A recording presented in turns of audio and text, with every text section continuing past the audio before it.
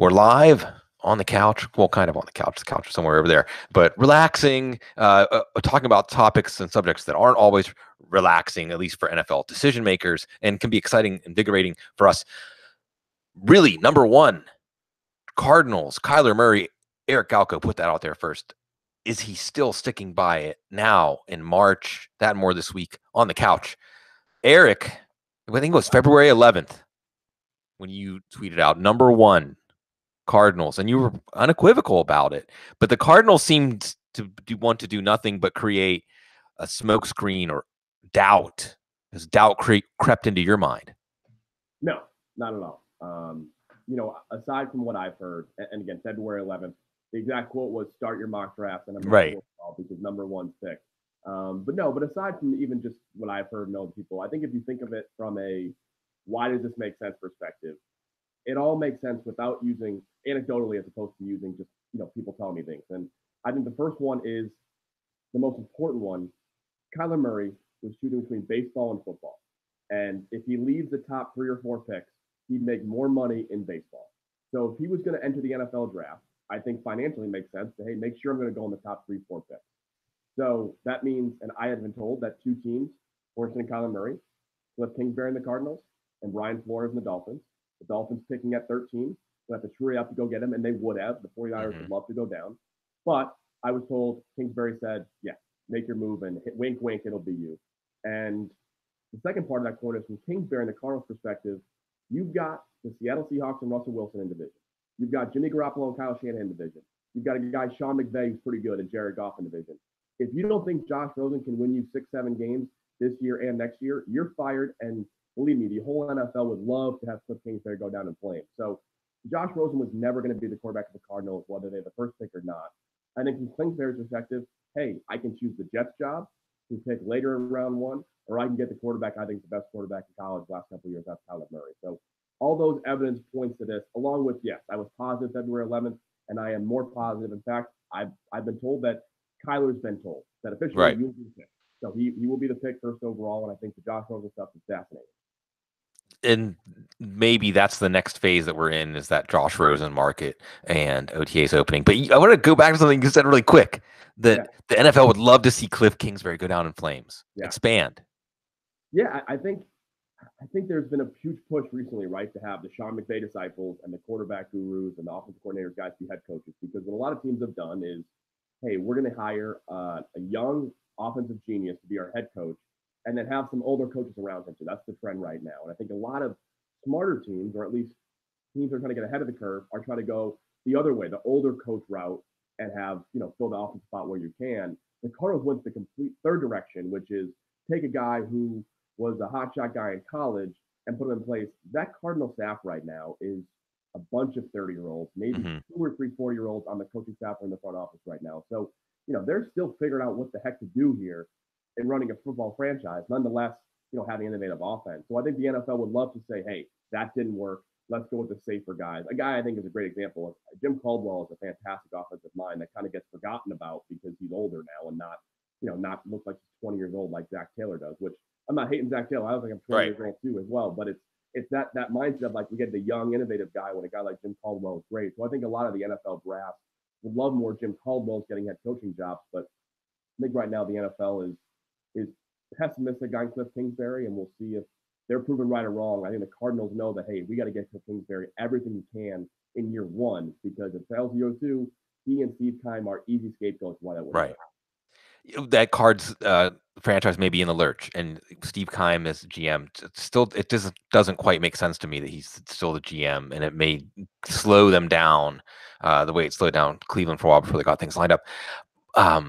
So, and what's interesting too is you said not just Kingsbury, because you can imagine a universe where without Cliff Kingsbury, maybe Kyler Murray isn't even a sure first-round pick. Maybe nobody commits to him and makes him choose football, because it's been whiplash-inducing, Eric, that like 2 months ago, people weren't even sure if Kyler Murray was going to play football, or 3 months ago, I don't know if he was really even discussed much in the first round of the draft, and now he's the key to how the first round of the draft is going to go. But you said also Brian Flores in Miami, which I actually think that's a franchise situated in a much better spot to have a real long-term plan. Yeah. And I like your point about older offensive coaches and Caldwell's the reason Joe Flacco still has a job and made a lot of money probably. So there's not just that Cliff Kingsbury is inflating Kyler Murray. There's another franchise out there that sees him as a potential franchise quarterback. But what about you? Because you're always having to jump back and forth with these hats, like what you know or what you expect teams to do and what you think. I mean, do you think Kyler Murray? Because this is a bad quarterback class. Is it just inflating Kyler Murray and making him better in the eyes of the NFL because of desperation than he really is? Yeah, no, I think first off on the Kyler front, I was made aware, although I was asked not to say anything, that he was starting to look at football in early November. He was playing that well, and Phil Bill said, hey, don't say anything, but like, this is happening. So we had planned from a scouting perspective as well as even content with our team of Justice, Mosqueda, and Steve Frederick being like, hey, just on the whim, he decides to play football, start preparing some stuff. But we were told back then, I think NFL teams were aware, at least a handful of teams were back then too, but I think to your point, but not dodging the Kyler Murray question if I think he's good or not. I've learned, and this resonates with everything we can talk about, is if you assume people in the GMs or scouting at the NFL level are smart, just assume they're smart and step in their shoes on why it makes sense. You can learn so much about scouting, about philosophy, about player personnel. I think too often people assume this team's dumb. That's the reason why they did this. And it drives me nuts. And I'm sure we'll talk about Dave Gettleman later on too. I don't want to get a tangent there, but you can think Dave Gettleman made mistakes. I don't agree with everything he's done, but I'm going to assume he's smart and look and step in his shoes and why he would do that. I think that's why the Kyler Murray stuff is fascinating because, analytically, and our director of analytics, Justice Mosqueda, has the evidence to prove that, hey, 1 year starting quarterbacks in college generally don't make it long in the NFL. Guys with Kyler Murray's measurables don't make it long in the NFL. I think that's why the 1 year part is why I'm very pessimistic on Dwayne Haskins as a first round pick. But I think Kyler is a player, and I'll compare him almost to a guy like Reggie Bush, that we've never seen this guy before. So he's either going to be tremendous or he's going to be a huge bust. And I think that's those guys we never see, the guys you can't really put your finger on a comparison because they're so unique. Right. Those guys always go first or second overall, always. Right. So Michael Vick, Reggie Bush, DeMarcus Russell, for better or worse. Those guys go early and teams figure it out. And I think that's what makes Kyler Murray so special is that he is a smart kid. He is not the big personality that Baker Mayfield is, but he's very reserved and still respected. And I think from an on-field perspective, he's a 4-4 runner with the arm talent to be successful. I've talked with coaches he's worked with both last year and this offseason, and they rave about his arm talent, ball spin, his hand size isn't affected either. So even though analytically and even on film, I'm like, is this guy really a guy I say if I was a GM, I'd put my whole career in? That being said, he's so unique that I think it's worth the gamble. And he's unique in a way that is intersecting with the direction offensive football is going in the NFL. And there's a nice symmetry to Arizona staking their franchise on Cliff Kingsbury, who's a forwards, at least characterized as a forward-thinking offensive head coach. Yeah, and on that note, real quick, yeah, even after I was positive February 11th, I still am now, but here from Arizona, even they were like, we bet our whole careers on this guy. Right. You take a quarterback in the first round or top 10, you as a GM, as a head coach, that's it. That guy. And yeah. Even they had second guess a little. They haven't, but they were like, "Is this really the guy?" To your point. Well, either way, I mean, what's the difference? You're just doubling down on a bet that if you lose the bet, and you go back to zero. I mean, right. If you're right about Cliff Kingsbury, give him a chance to be right. But if you don't give him a chance to be right, then you're going to lose anyway. If you trust this guy to steer your franchise and he's saying this is what we need to do, and you cut him off at the knees, then what was the point of ever trusting him in the first place? You didn't actually trust him. I think a great anecdote of that is Adam Gase. And I'm not right. sure exactly where Gase stood on Ryan Tannehill, but I've been told that he was like, I can win with Tannehill. But maybe he regrets that. Maybe he's like, hey, if I just said this guy's not my guy, I can't win with him against somebody else, maybe he still has a job in Miami. So that's a really recent anecdote to say, hey, if you as a coach don't think you can win 7, 8, 9 games, no matter what with your quarterback, you better get a quarterback that fits. Yeah, it's fascinating because all of these things become, like you said with Kingsbury, it's a study in the philosophy that led them to fire him, and like you said, old guard, more established names maybe wanted to show that was too aggressive. But you said it, you're staking your career on a quarterback when you take him that high. So you have to turn the page. And I mean, we hit these names a lot, but really quarterbacks are the straw that stirs the drink of the first round. So let's just go to Dwayne Haskins. Is Dwayne Haskins worth staking your career on? Me personally, it would be tough. Yeah. I've talked to people who have worked with him in the preseason. I've talked to people since I've worked in Ohio State. I talked to people on the coaching staff and player personnel at Penn State. I was at that game against Dwayne Haskins and Ohio State too. And I think Haskins is a really impressive quarterback for so many reasons. I don't think the Ohio State offense is nearly as complex or inducing of genius level quarterbacks. I think some people I've seen may believe, and we can disagree on that. That's fine. I think that's still an adjustment. I think he's really impressive. It'd be really hard for me to do that. And I think the real case study here is the New York Giants, right? Because they obviously the quarterback of the future, and they can get Dwayne Haskins if they want him. And the question is, if you're Dave Gettleman, you've changed this roster, you've built this roster. Is he the guy to bank your future on? I'm not sure he is, and I think a lot of teams right now don't feel that way. Almost similar to make a unique comparison to Josh Rosen a year ago.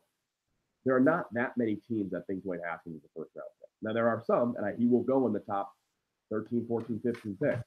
But right now, I think it's probably a 3-team race to where he goes. And if he slips to the teams or later on draft day, I won't be floored. I don't think he will, but he's not as unanimously liked. And I don't think Kyler Murray necessarily is either. No. I don't have the right team first overall. So, a year ago, Baker Darnold was, outside of the Giants, who only like Baker, was really unanimous throughout the league. And then Josh Allen, a lot of teams like, and Rosen. This year, I think Haskins is in that kind of Rosen Allen situation where he's not everybody's cup of tea. And a big reason why, he's a one-year starter. He's not a great athlete. And they don't really know, did he benefit from receivers a lot? I can see that on film sometimes he has. Is he a guy that can adapt to NFL offense? We don't know. And you can't assume based off of one-year Ohio State, well, he'll get better, right? Whatever you saw at Ohio State, you've got to use to evaluate. You can't be like, well, he's a one-year starter because you're drafting that guy. It's easy to be like, well, he didn't show anything yet. Cool, then don't take him in round one. That's how a lot of LGMs are thinking right now. Right. Well, good, because taking in round one means betting this stage of your career on him as a coach or as a GM.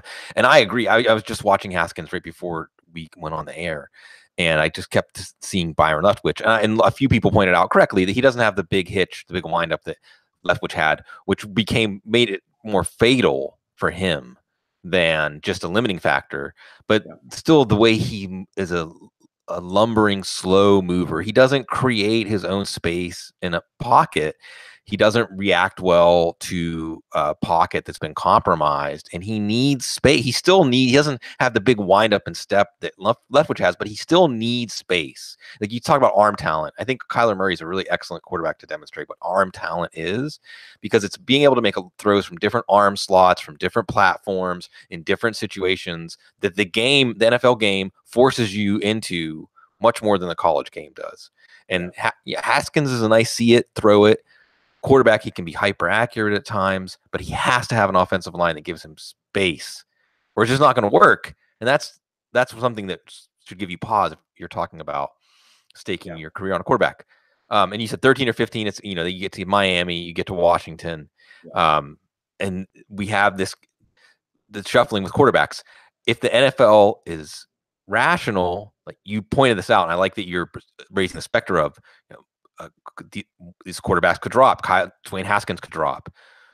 Drew Lock could drop. And I see quarterbacks in this class, Eric. It reminds me of the class, I think the Cam Newton class was a 2011, was an incredible first round, dotted with these quarterback disasters, guys like Christian Ponder and Blaine Gabbert, that they just didn't even live up to, not a worst case scenario, but they set back their franchises. But those teams had to deal with the CBA, and they felt urgency. Dave Gettleman, and I'll let you expand on. You hinted that you want to talk more about Gettleman. I'll let you talk about that. But he said today, if you did free agency right, then you just take the best player, and you don't have to take picks by need. I don't think you should ever have to take a pick in the draft by need. I think you're doing the draft wrong if you think of it that way. But the CBA not being done made these franchises reach for very questionable quarterback prospects in the first round and an otherwise all-time great first round. This year, that's not the case. So does that mean they're going to get guys like Drew Lock and Daniel Jones right? And they may, Lock may fall deep in the first round. Jones may fall out of the first round. I think I don't know exactly how these teams are going to draft one round one. It seems to me what I've heard so far is that teams like these guys, but is it round one like, right? That's always right. Time of year two is that, hey, I think Daniel Jones is great in round 2 or 3.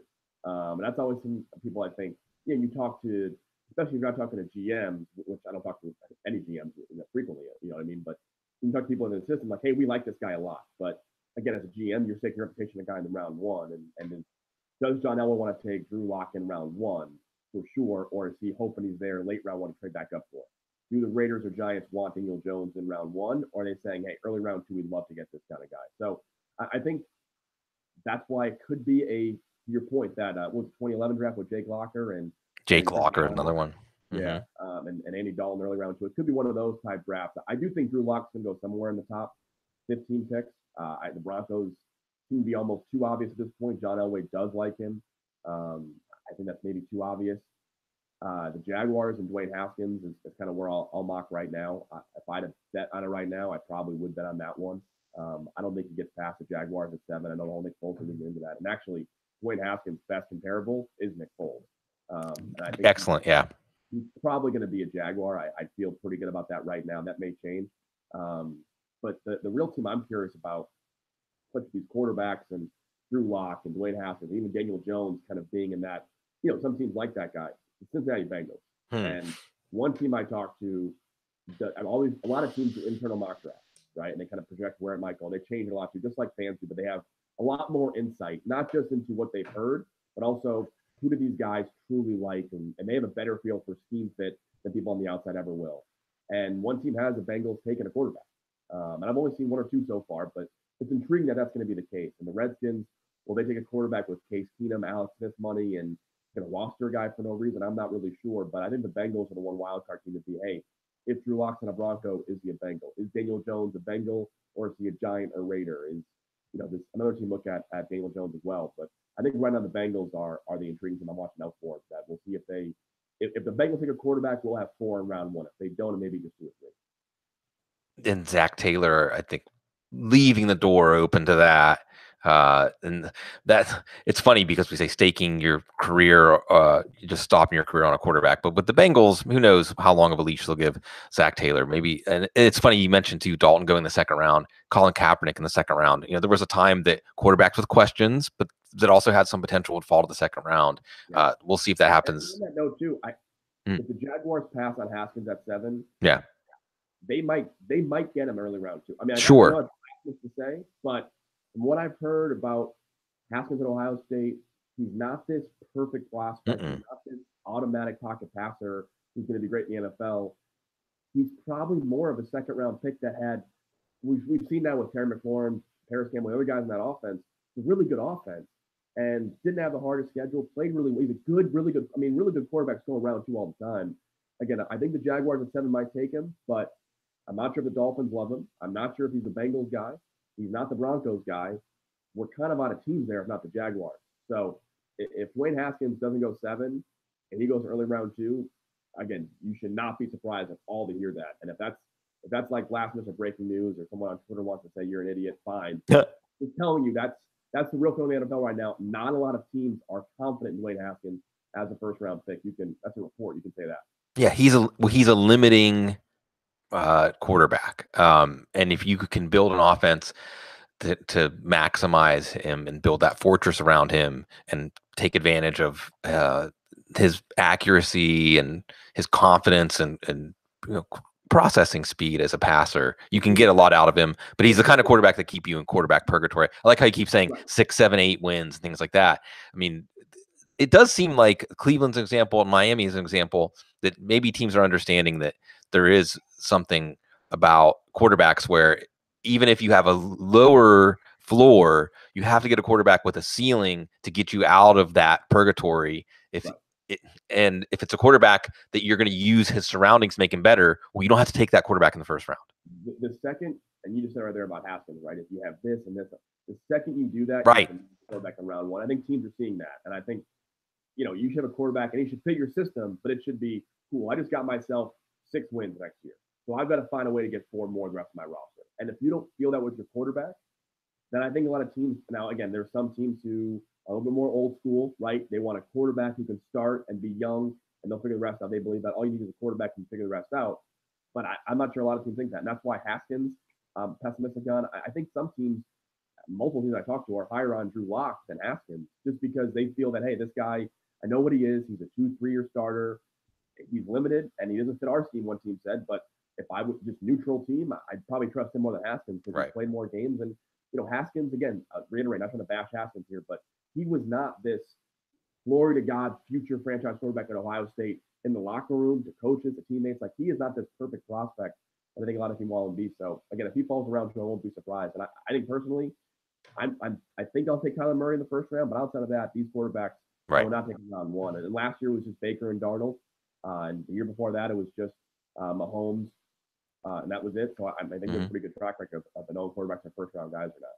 Yeah, I would say that it'll be, and Matt Waldman is always looming in the background when saying, imploring teams to not feel like they have to spend that first round pick on that quarterback. But the theme there, that limiting quarterback, not a first round quarterback, but teams limit themselves when they don't have a quarterback and sometimes feel desperation. Okay, let's turn the page back a second real quick, because part of the reason we can take a deep breath now and focus back on the draft is because the first wave of free agency is over.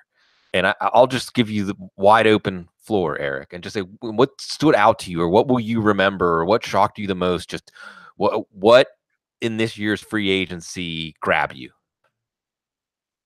I mean, I think it's maybe cliche to say, but that was the Odell Beckham discussion. I know we can tail that. I guess we're gonna come back to Gettleman. Everything's gonna come back to Gettleman in the show. Let's say that for a minute too. I thought the Le'Veon Bell narrative was fascinating. I think people, again, when you assume that Le'Veon Bell and his people are idiots, you're missing the bigger picture. And I think Le'Veon Bell got exactly what he wanted. And I think one point, which I know Justice Moscato, who I keep referring here, who's best, he keeps referring to, we talk about a lot, is, the difference between a actual guarantee and a, what do they call it, figurative guarantee or basic guarantee, whatever you want to call it too. The difference between an actual guarantee and a basic guarantee you're going to get is one's actually guaranteed. Alex Smith got an actual guarantee, and the Redskins are going to pay him $20 million for the next 2-3 years. That's what Le'Veon Bell wanted. He said, hey, if I tear my ACL, I want to make sure I'm still have guaranteed money coming in. The Steelers didn't offer that. And whatever the narrative is, I'm not sure, but the Steelers offer had guarantees, but it would trigger the fourth day of the league year, or the third day of the league year, the practical guarantee. That's what I'm looking for, practical guarantees. And Le'Veon didn't want that. I don't blame him, right? If he plays the season and he tears his ACL, whatever else. So there's a lot of interest in Le'Veon Bell. I think some teams late in the process got turned off. But I think the Jets were an obvious marriage to have. I think the Jets would be very, very happy with Le'Veon Bell. And I think one thing to keep in mind is that the teams, and talking to salary cap guys, you build your team in terms of dollars spent at that position and then based off of groupings, right? So how much am I spending on the running back position relative to the rest of the NFL? Okay, that's good to know. And then what am I spending on the running back position compared to including all of my skill guys compared to the rest of the NFL? And the Jets are still way below that, right? They've got discounted guys at receiver and quarterback to make up for Le'Veon Bell. I think Bell makes maybe the biggest impact of any team-changing guy, but maybe more than Odell Beckham, just because he's going to build that offense so much more. So I think the Le'Veon stuff was fascinating. I think the fact that Pittsburgh, on the other side of the coin, losing Le'Veon Bell, Antonio Brown, and still, I think you're going to be 9-10 win team next year, just shows how impressive that organization really is. Some positive Steelers talk there. Good, because I'm a Western Pennsylvania born and bred Steelers fan. And it's hard. It's been a hard year. And of course, anybody that is regular listener to the show, viewer, knows that I'm going to come in and agree with you on Le'Veon Bell. And I was pretty vocal about the idea that I thought he won. He disrupted a system and achieved something that players aren't supposed to be able to achieve in this system. And maybe he left some money on the table if, but he reached a point where he'd given the Steelers 5 years of his career and got paid a fraction of what he had given them. And he wanted to be paid up front for some of what he was promising them in the future. And they were only willing to go year to year. And that was enough for him to say, I'm not going to shed any more blood for you. And he got those future guarantees that he wanted. He didn't sour the whole league on him. I'm sure the Steelers will still be fine, although we might be turning the page to Cleveland. I think that's what's, the Odell Beckham trade, and it gives us a great story coming into the season, looking at the AFC North. And really, you can look at some of these divisions and fit in some of the offseason developments, and it starts to whet the appetite for seeing how this is all going to play out. But you've mentioned Gettleman a few times. I've probably been a little overly harsh on him just because in some ways, you almost want to feel sorry for the guy because he thinks that it's the 1970s or 80s or something, and this is a different fan base. It's a different way that teams are covered now. And yeah, we want to know a plan, or at least from the outside, want to see the way that all the points converge somewhere. And like you said, we should assume they're smart, but at the same time, we know, and Eric, nobody can ever really speak of everything they know, right? But even whenever some of this stuff gets debunked, like Ben Roethlisberger fumbled on purpose, okay, it gets debunked. We know that things happen on NFL fields for reasons that are that petty. Maybe we won't ever know exactly which plays and when and who and why, but sometimes they're not smart. And with Dave Gettleman and trading Odell Beckham, it's hard to fit that into a plan, a competent plan for a franchise. And now wasn't there even some stuff floating around there that they could have gotten more from other organizations? So anyway, that part I can't speak to. I don't know if they could have gotten more. I think, and again, I'm not trying to be over positive when I sure. say think I'm smart, but it allows you to have a better perspective, because the easy thing to say is I'm smart, they're dumb, Yeah. and this is what they did wrong. And that's the lazy way to go. And you learn so much more if you're like, all right, let's hear them out. Let's think about exactly what to do. So I think from the Odell Beckham trade, if they traded Odell Beckham and they got back a first round pick who is expected to be a starter for them this year, let's say it's a defensive end, the third round pick, maybe a linebacker who can play heavy or start. Jabril Peppers, like him or not, will start for them this year. Golden Tate, and $10 million in cap space. Okay. Now, would you rather those 5 things or Odell Beckham on a team that is not going to win a Super Bowl this year anyway? Okay. And I think that's where perspective comes from. But go ahead. Yeah. Well, no. This is fun. And I understand that to forward these discussions, we should always be taking these devil's advocate positions. I'm not saying you're purely taking a devil's advocate position. However, I just want to start with this. You had looking into Odell Beckham's eyes and discerning the man's soul and figuring out whether you wanted to really marry this guy, or the trade market would have been there for him last year. And they gave him the contract. And like Gettleman himself said, when whatever was going through his mind at the time, I didn't sign him to trade him. We didn't sign him to trade him. So that alone shows me some internal inconsistency. He's got to say that. I mean, he's got to say that. I mean, the plan, there was rumors, and Jay Glazer reported it, and I learned after the fact, he's absolutely right, that the Giants folks can trade him. They didn't get the offers they wanted. They're not going to let him go in free agency. They gave him a contract that made it very easy to trade because of those practical guarantees. That wasn't on accident, right? They could have gave the Antonio Brown deal with a lot of guarantee money up front. They didn't. So he was building up the trade too. And again, do I agree with it entirely? I don't. If it was me personally, I wouldn't make that trade. But I think from that perspective, getting $10 million, Golden Tate, and possibly 2 or 3 starters for a team that knows they're still 2 or 3 years away is intriguing. And you're not saying we're going to tank. You're saying we're going to be different and not be motivated to necessarily win this year. And I think the real interesting part to it, I don't know Dave Gettleman's plan. He very much is well known to be tight-lipped. And there's a lot of new people in New York, and they're all being very quiet, which is great. But what if I told you the Giants next year had Russell Wilson or Derek Carr as a starting quarterback next year? Would this all look smart in the end? I think people would say, you know what? If that was the plan, great. And I think Gettleman's plan might be, just hypothetically, but being optimistic, hey, we lost Odell Beckham Jr., but our offense is still pretty good. We're going to get 2 starters in round 1 this year. We're going to still have Saquon Barkley and an offensive line that looked really good at the end of last year. We got the line, we got the running back, we got a tight end. We need a weapon at receiver, but outside of that, we're good on offense. And then I'll either get a free agent in Russell Wilson, who is at the very strong possibility that's going to happen. Our report at the end of the day, I think right now it's 60, 30, 10. 60% Russell Wilson's a Seahawk, 30% he's a Giant, 10% someplace else. Wait, you mean 2020 or 20? You mean 2020, or you don't mean this upcoming season? You mean? I think 2020. But if it was 2019, I wouldn't be shocked. But 2020, or it's, hey, all right, now our team is in perfect position to draft a young quarterback to make him start right away. And I think if you're the Giants and your timeline was ready for 2020, when Derek Carr might be easily available via trade, Russell Wilson's a free agent, it could be a good draft class with a guy like Tua Tagovailoa or another top quarterback could be there too. Yeah. I'm going to set my team up for success in 2020. Again, I'm not sure if that's his plan. Maybe that's his plan now. He's changing the fly.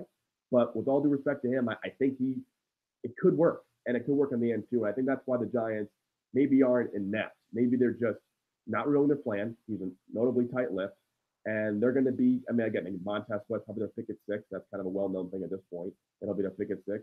If they don't go quarterback at 17, get a starter, I think this all could work out for the Giants. The Giants fans could be looking at a Super Bowl contending team in 2021, 2020. It'll be interesting to watch because Yeah. I think, just as a quick aside on this Beckham, I mean, personally, I look at Beckham and just watching the Giants team, watching how different the Giants team was in terms of competitiveness with and without him on the field, uh, with Eli Manning at quarterback. Yeah. He's I one think of the, I mean, he adds an advantage. He adds value on plays. He creates plays that only he can create on a level in the top 10 or 15 non-quarterbacks in the league. right. And I get it. If you have this blueprint now, you spent the number 2 pick on Saquon Barkley. So we're going to basically like yoke Saquon Barkley and have him drag the offense down the field like a plow, like an oxen, you know? Well, and I think if I was the Giants GM right now, I think the exciting part would be, they like Montez Sweat at 6. You take Sweat Yeah. at 6. Can you get me AJ Brown at 17 or a guy like that? I get AJ Brown a lot, maybe more than most, but you get a receiver at 17. This offense and defense looks in a pretty good spot. I think they're better set for the future, and their offense is not a train wreck right now. Sterling Shepard, Golden Tate, Evan Ingram, Saquon Barkley. Is it the best? No. Is it top 7 or 8 in the NFC? I wouldn't be surprised if I said that, right? So I think it's certainly not a terrible offense, and they're looking to retool and rebuild. They're Right. not going to be that bad this year, and I think they're going to be in a good position in 2020. And I think that 2020 is going to be when Dave Gettleman hopefully triggers into to showing all of his hand and being how impressive this whole plan might be, if it is. And all might go awry. I don't really know about Beckham trade, but I think the plan is likely Derek Carr is available via trade with easy less than cap hit. Russell Wilson's a free agent, and I can get a quarterback. Let's go for 2020, and that could work. It could. And look, just as a basic plan, get good players, don't make riskier bets at quarterback, make safer bets at other positions, amass that talent. And then when the opening comes for your quarterback via trade or the draft or however you make it work, make it work. I mean, that's kind of, what Seattle did, what Cleveland had been doing, John Dorsey had been doing. I get it. I get it. That being said, whether it's Seattle, it's funny you mentioned the Russell Wilson thing. This is like this. All these storylines are connected, right?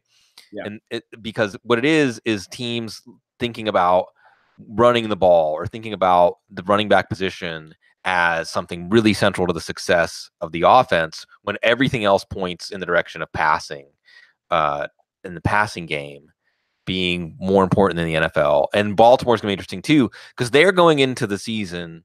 I don't care what they do in the draft. I don't care what they do in free agency now. They're going to be going into the season with a set of wide receivers that's just not credible. And I suppose it aligns with team building philosophy to say, because of our team, we're not really going to invest resources in a position that we don't think is that important to help us win games on offense. But they may render themselves predictable and too easy to stop. And when Eli Manning is your quarterback, is that something? It's make your offense easier to stop. We'll see. It's going to be interesting. I think one thing on the Seahawks too, just keep in the back of your mind. Yeah. Their current backup is futures deal Paxton Lynch. Right. Russell Wilson, they let Brett Hundley go. They lost Alex Magoo, which they were mad about for the Jaguars, but they have not signed anybody yet.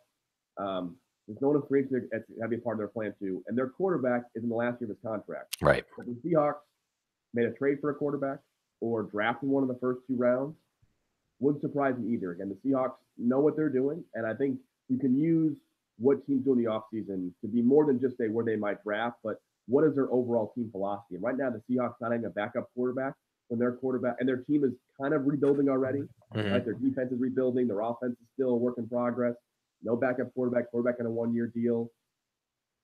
I think that the writing's on the wall that, hey, the Seahawks either are going to make a big push here pretty soon with trades or something, or they could be looking to 2024 to be a contender once again, if you know what I'm saying. Yeah. And I've been hearing whispers for a long time, Eric, that Russell Wilson and Seattle Seahawks, that might not be a long-term marriage, as unthinkable as that might be. So 2 years ago, I heard he was not available for a trade, but teams had called 2 years ago. I was like, oh my God. And that's what kind of started 2 years ago, just because this was building, right? The Seahawks defense was getting old. They couldn't pay all those guys. The offense wasn't great, and I think the Seahawks from a building perspective too is fascinating because if you're the Seahawks, do you think you're going to win that division with the Rams and the 49ers looking to be in a pretty good spot for the next 3-4 years anyways? Nonetheless, if Kingsbury and Kyler Murray work out, like you might be 7-9 anyway. Is it worth paying Russell Wilson $40 million a year, which he might earn? I don't think it is for the Seahawks. So it could be it's just a time for the Seahawks to rebuild and retool. That's why I think this whole Russell Wilson thing is not to be downplayed. It's fascinating as a case study, and the Seahawks can make some really intriguing decisions this next 3-4 months here. Okay, so let's talk to the draft. Back to the draft. Let's try to set up some of these other big storylines with less than a month away. We have the pass rushers. That's probably the next big storyline. And Nick Bosa is going to go number 2 or number 1. I keep seeing mock drafts where Quinnen Williams is falling as far as 7 or. Nick Bosa is not going number 1 overall. Who's going number 1 overall? Right, Kyler Murray, number 2. I'm sorry. The Galko rules are in effect. But Quinnen Williams is going to go high, but then we have this group of guys, Eric, that are interesting in that their evaluations can have a pretty wide range.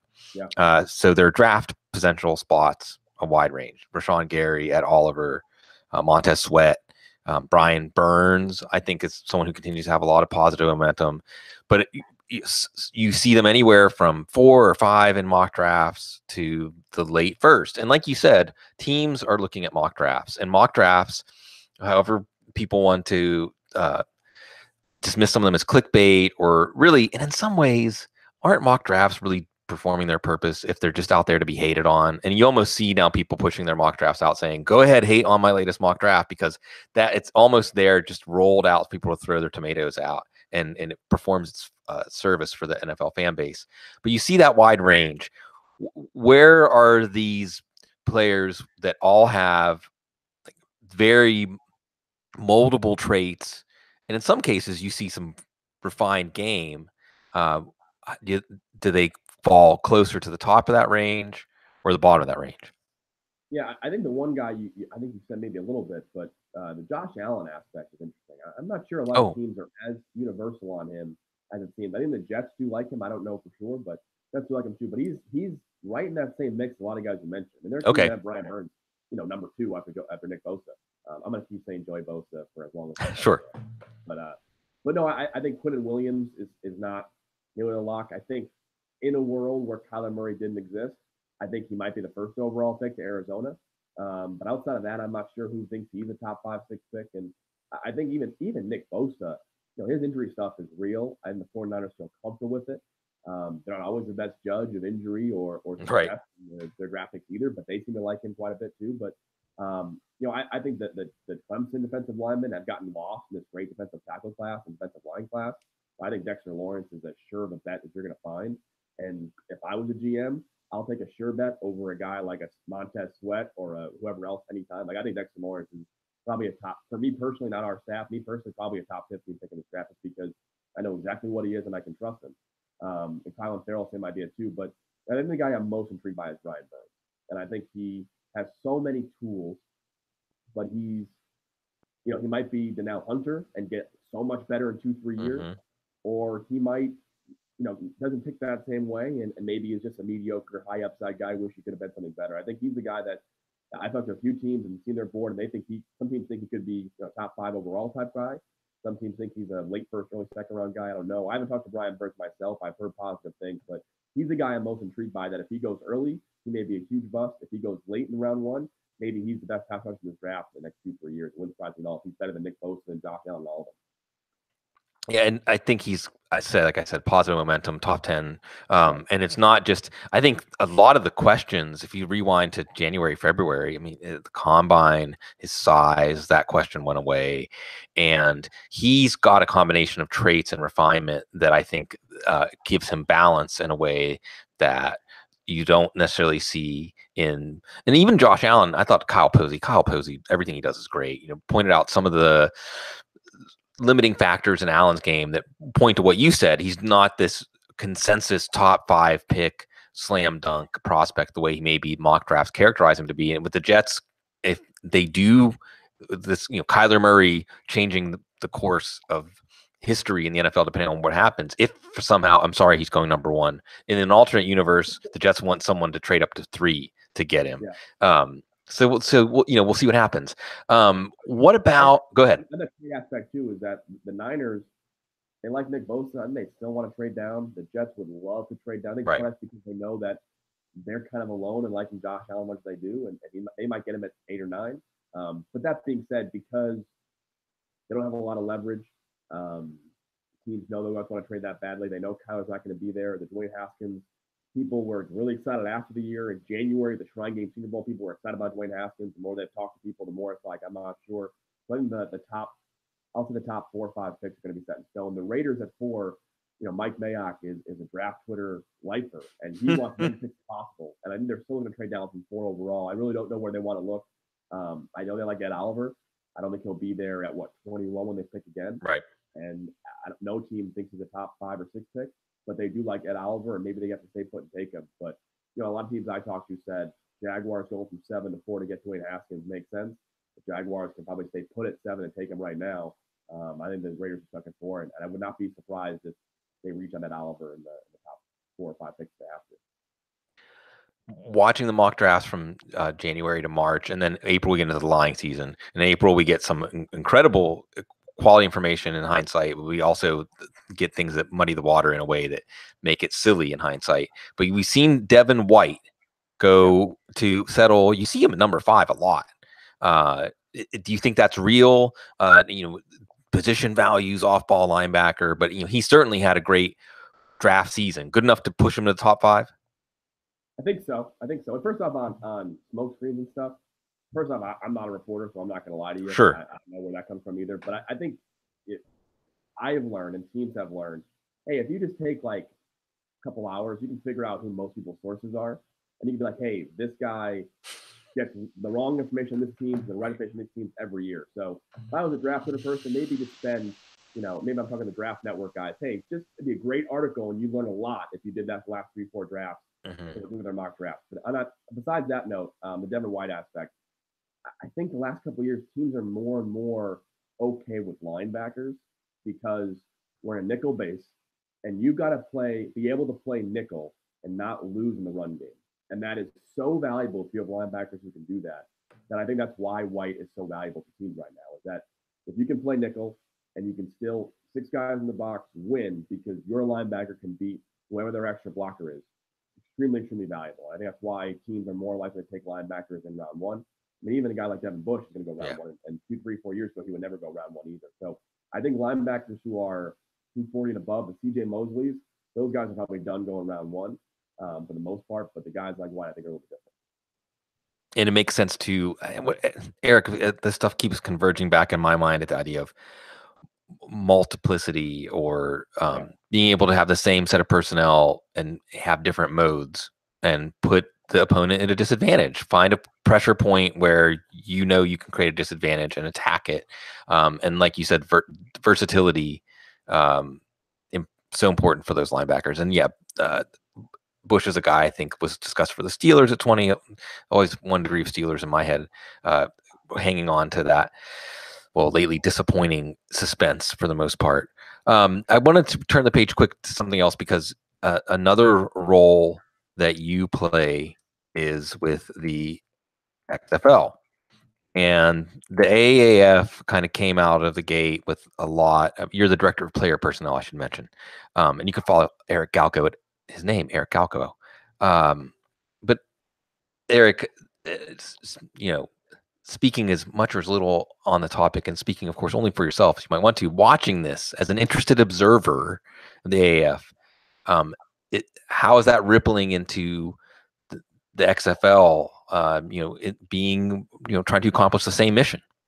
Yeah, no, I think, to stay completely neutral, I think it's been exciting at how much social media has gotten exciting, right? And we've learned that social media is not reflective of the general population thinks about anything, right? We know that, hey, it's a very small microcosm to get things that popular on social media, especially Twitter. It's going to popular overall, so I'll let that part lie too. But I think people, the whole model of a non-NFL league is built upon people still want football in the off season, and I think the the AAF in some ways show that that's the case, especially for football writers, especially for football people want to break down film.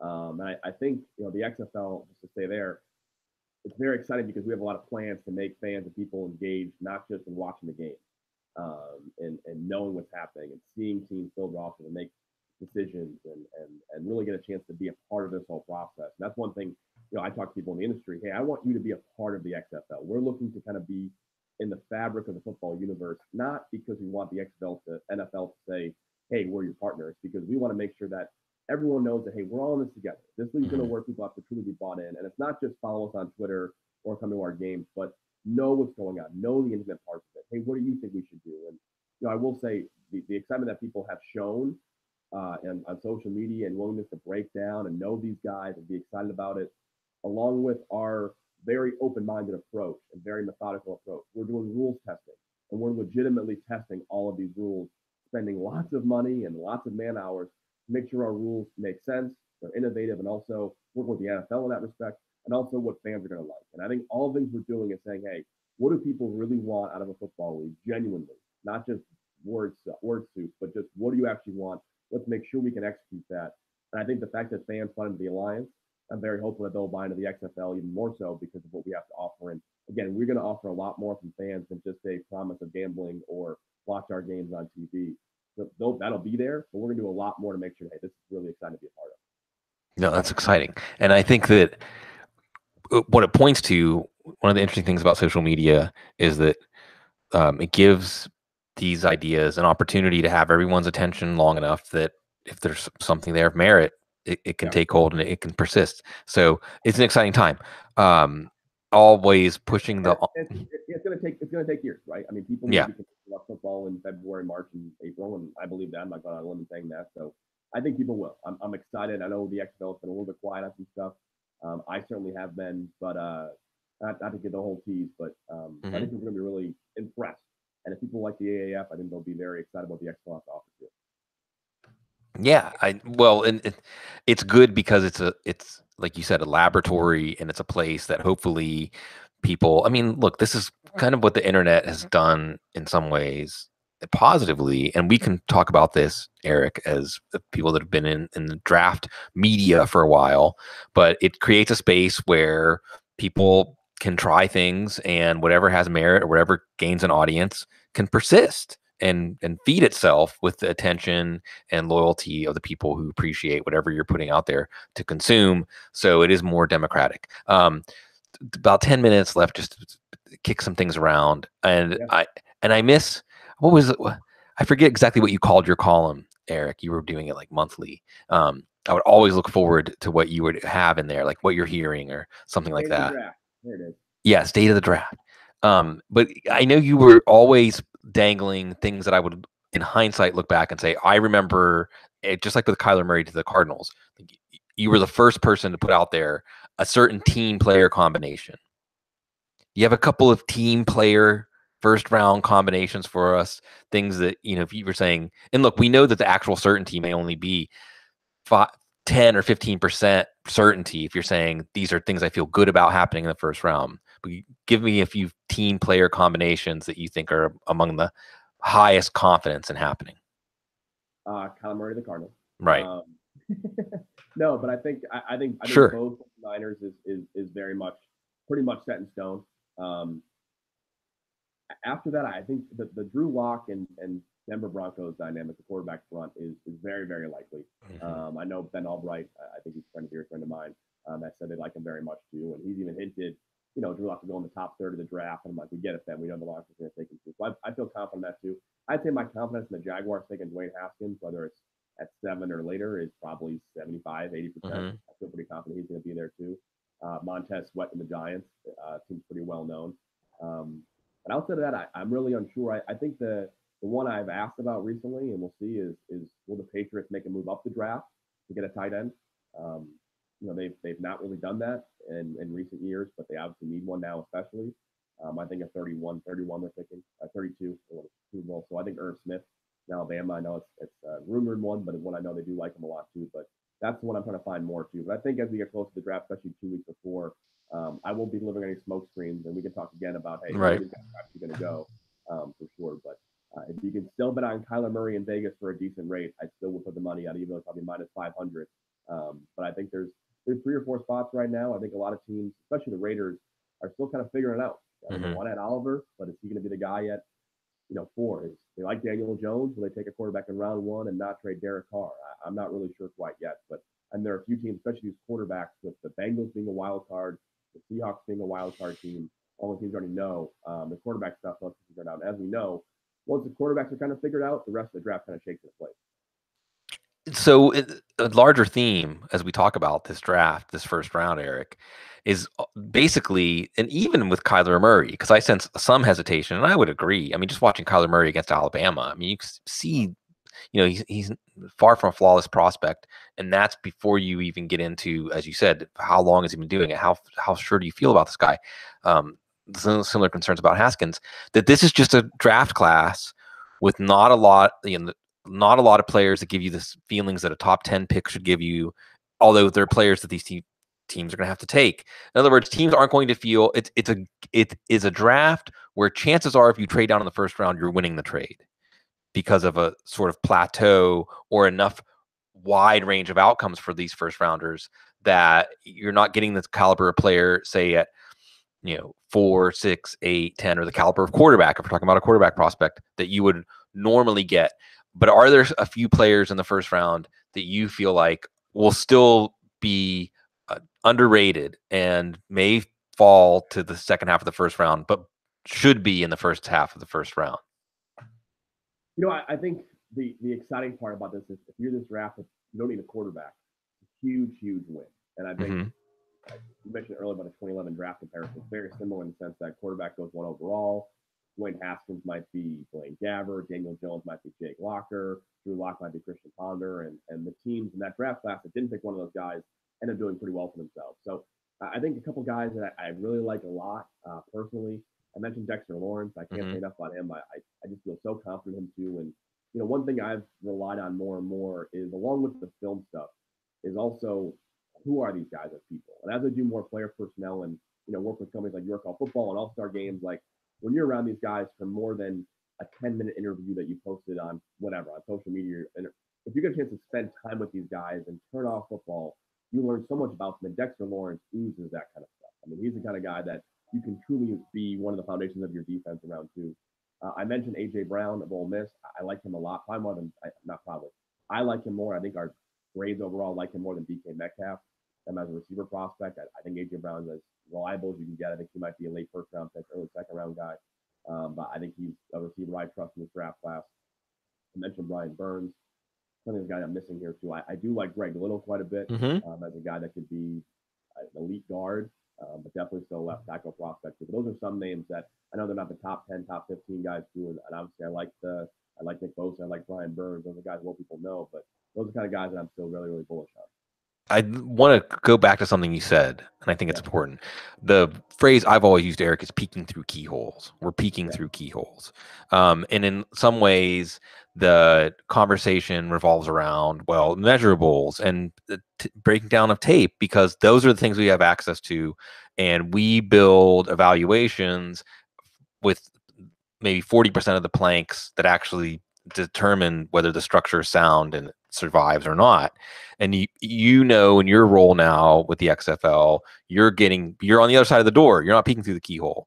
And as you're hinting at, in the end, when we look back on a player and whether they succeeded or failed, and a lot of times the story of failure doesn't get told, it's taboo, that it's things that we couldn't have perceived through the measurables or through the production or through watching them on tape. It's other things that you perceive when you're on the other side of the door. So since you've been on both sides of the door, just take that and run with it. And just tell me some of the things you've learned that maybe you just didn't have access to before, but now this is really important on whether these players succeed or not.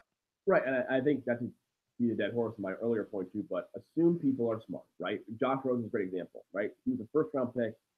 You watch the film, it's very exciting. It looks like a great quarterback prospect. Why is no one else creating a second-round pick or more for him right now? That tells you something about maybe his mental makeup too. But I think such thing as, is the guy always in shape, right? One question that is on our questionnaire for players and something every NFL team asks is, and they talk to strength coaches of these teams too, hey, what was your weight your freshman year, sophomore year, junior year, senior year.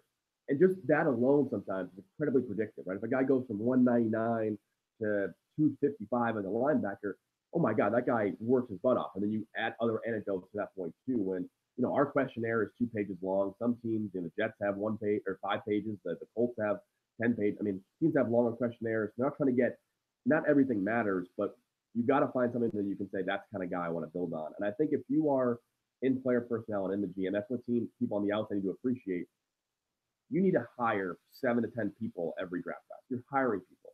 And that's why as I do this, I think a lot of teams the same way. It's not about getting the highest upside guy, but if I hire 7 to 10 people and I don't fire 4 or 5 of them, I'm doing a really good job in a very high volatile industry. And I think that's what a lot of people don't appreciate on the outside. The more you do this, the more like, you know what? For example, and this is a small anecdote, I work with a company called Work Hall Football, which is, long story short, 2 professional football teams paid. They were down in Jacksonville, Florida. They had rosters with each other and played 4 games with each other. It was very, very successful endeavor. But I'm, GM, player personnel of that whole league and operation. And you're there for 2-3 weeks, and you know right away, like, who's probably smoking pot on the side and how it's affecting their play on the field. Who's a leader right away? Who do coaches love? Who's there late in the film room? And it sounds like cliche things, but when you see it and when you get those actual anecdotes, not just what you've heard from somebody, but you see it, it makes so much of a difference in knowing who you can trust, who you can't, who's going to get better and who's not going to get better. I think one small token thing is that all of these guys, maybe 5 or 6 players in this draft class, can start in the NFL tomorrow. The rest of them need a full offseason to do that. And you need every one of your draft picks to get excuse my French, a shitload better before they play their first game, or else he's not going to make it. And that's why it's not just character, high character. I almost don't let our guys say that anymore. Don't tell me a guy has high character. Tell me what he's doing. Mm-hmm. And that's how you can tell if a guy's successful or not too. So if a guy has issues in college and that gets leaked out, or you hear that, or you may think that, where there's smoke, there's fire, and don't be surprised if that guy falls in the draft. And the guys that go, when guys fall in the draft, ask why. Don't say teams are stupid. Again, I keep going back to that point too, but I see a lot on social media nowadays, even from these popular people. And I've had the pleasure of talking to a lot of decision makers in the NFL, some who I think are outstanding, some who I think are just okay. And I question, but I assume all of them are smart. And if you do that, you can learn a lot through the weeds on what they're doing. So that's my input about especially character. It matters so much, not just as a cliche thing, but finding out how these guys tick, how they're motivated, if they're motivated, what they've done over their college career. Because in the NFL, you can't make mistakes. It's really hard to make one or two mistakes, and that can't be stated enough. And that's why that other stuff matters so much.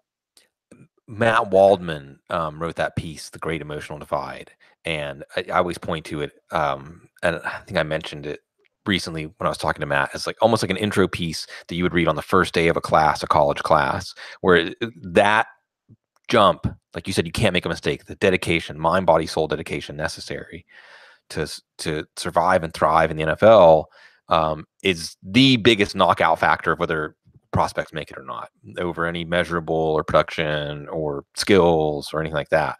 And that's the nature of this. But I love how you brought up hiring. And it's funny too, because Matt Waldman's never that far from my mind when I'm talking about this stuff, because he talks often about when we're bashing the NFL or criticizing or analyzing decision making in the NFL. He talks about how some of the same things we see that we think hold back franchises also hold back certain workplaces. And as you said, professional person, the director of pro personnel for a team. But maybe this is one of the reasons some of us are so drawn to the draft in some ways, because it is making this decision based on limited information. Like when you're hiring somebody, you're making it based on limited information. You have a mission. You're assuming you want this person to be part of it. And like you said, if you don't have to fire half of them, you did well, but you're probably gonna have to fire like 1 or 2, or you're gonna realize like, oh, I miscalculated this, or I didn't weigh this correctly when I was looking at this person, or I thought I could live with this, but we really can't. And that's the same thing these teams are doing when they draft these players. And it's an ever evolving process. Go ahead. And no, and I can't stress enough the stakes involved, right? Because if you are a college scout and all the time, like standing on the table, that's one of my guys in the table. If you're wrong on that guy, think of this as the stakes perspective, right? If you're wrong on that player, you stand on the table with that guy and said, this guy's going to be great. We should take him in round 3 right now. I bet my career on it. If that guy sucks, you are out of a job and probably out of football. right? So it's a huge statement to be like, this guy is my guy no matter what. And as a GM, that's your quarterback in round 1.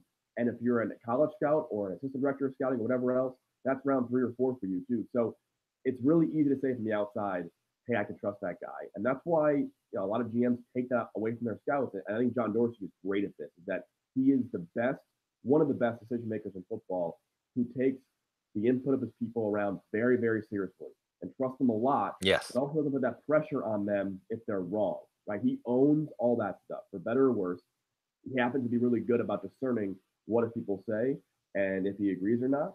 But he is I think the best in football at that. And that's what makes him so special, is that he can do that. But in general, the stakes can't be high enough. And that's why I see people online, and I've missed on guys. Everyone's missed on guys. That's a cliche statement, but thank God I haven't been told by the Colts, if you're wrong, you're fired. Because if it was, I'd be given a lot more second, third round, maybe. I don't know about first round, right? And that's a huge aspect to not underappreciate. Oh, there's so much to unpack there. It's funny because we're slightly over an hour, but I gotta let you go. The trust is important. That's leadership, right? Saying you just do your job and tell me, and I'll take the fall for us because I'm the leader. And also that whole bias of, well, your job's not on the line. Well, it might skew you into being too safe, and it might skew you into missing something. Right. So in some ways, we're lucky that we get to do what we do. But you're on both sides, and you're often here on the couch with me, Eric Galko, year after year. It's always great to come back to talk to you about the draft and everything else NFL-wise. Folks, it's coming. The draft, less than a month away. Thank you always. Stay classy.